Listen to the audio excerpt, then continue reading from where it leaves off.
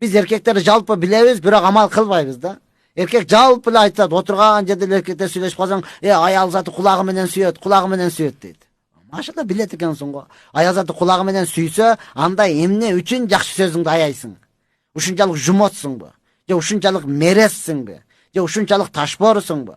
Кулагына гүл өстүрүп сал, алтыным, жылдызым, чолпонум, торпогум, гүл өстүрүп сал. Мени сүйөткөн деп жүрө берсин. Раз кулагы менен сүйсө.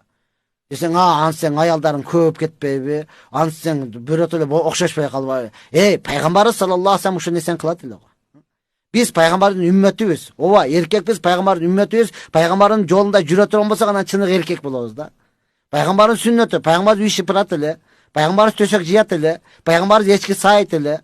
Ошол учурда аялдардын бирөөсү үйдө шыпырып коесуз, эмне? Менби? Тилиң узарып калганбы? Же өзгөрүп калдыңбы? Же үйүңө барып келдиңби деген эмес да. Ошол учурда ошондой кылган.